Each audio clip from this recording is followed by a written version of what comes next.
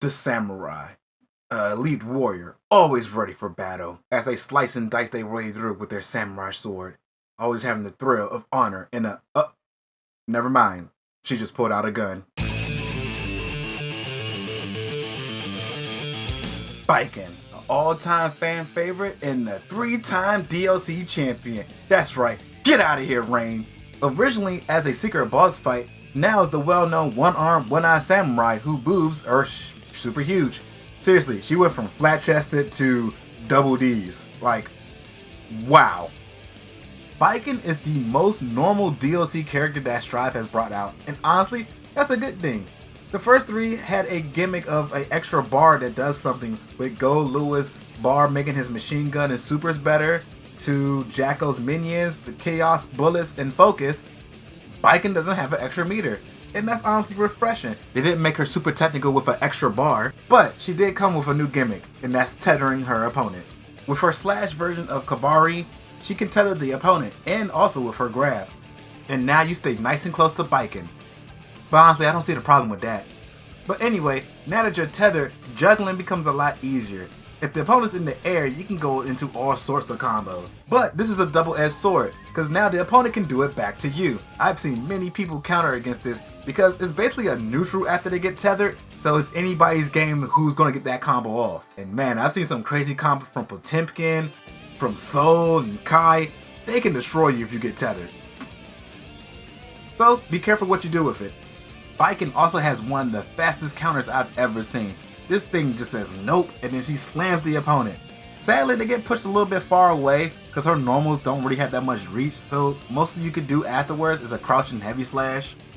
But it's still a really great counter. If somebody's rushing you down, that will instantly stop everything. It stops air attacks, lows, mids. The only thing that works against it is projectiles and grabs. So if you know your opponent's a super rush down, just stop them in their tracks with that. Her iconic tatamis, I think I said that right, tatamis. Well, her legendary mats are back, and they're pretty useful. The ground ones are really good for juggling opponents, and the air one's good for spacing. Speaking of spacing, Baiken full screen abilities is lacking. She really will get destroyed by Axel Low or Faust from full screen, because she only really has one come in move, and that's the heavy version of Kabari.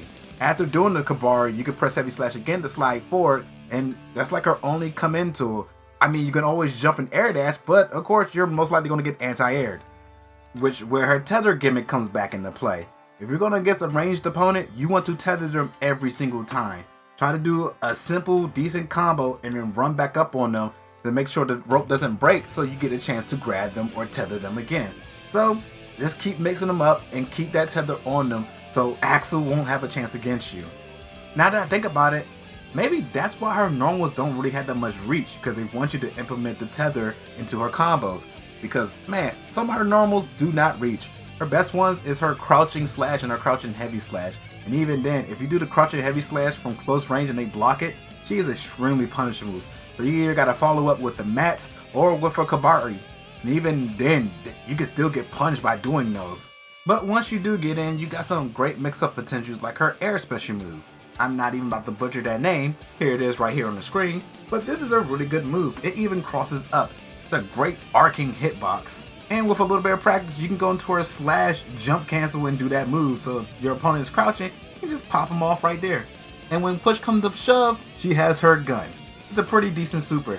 It doesn't go full screen, but the explosion does. The bomb stops just short of full screen, but the explosion will still hit all the way through, which gives them enough time to still block if they're kind of caught off guard. But if they are swinging, their hand should be out close enough to get hit by the bomb.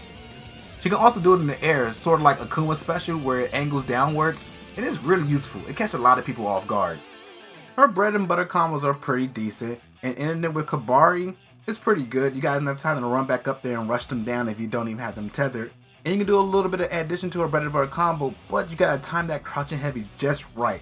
It's easy on big opponents like Gold Lewis and Nago, but for small opponents like May and Chip, you gotta time that crouching heavy slash perfectly or you're gonna completely whiff it.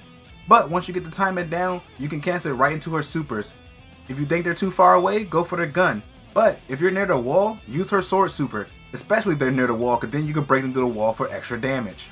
And also, wall combos, I tried to find the most simplest one, but At the end of the day, you're going to have to do a Roman cancel to break that wall, or a really hard tether combo, but I say the Roman cancel one will be easier to use. But man, you can get a lot of damage off if you do it this way, and if you have full bar, you can end it with a super. Baiken is a fun character. It's really refreshing to see that she didn't get some super technical ability like the other DLC characters, and I find the tether a really good addition to Guilty Gear. It brings a lot of mix to the gameplay for both sides of the field. But sadly, she is horrible against long range opponents because she really don't have no tool to come in. The only tool she has mad startup and is easily punishable. But once she's in, she can make sure she stays in by tethering you. So I would say that's a little bit balanced, but man, it's hard to get in. All in all, Baiken's a great addition to Guilty Gear Strive. But did she really have to be DLC again? Hey, it's Slick Tactics, and special thanks to Ignit, Rizzy, and Insavian. This channel is on its way to somewhere great thanks to this community's generosity. If you'd like to support what I do and make this channel even better, check out my Patreon. I have lots of goals and rewards in store, so stay tuned.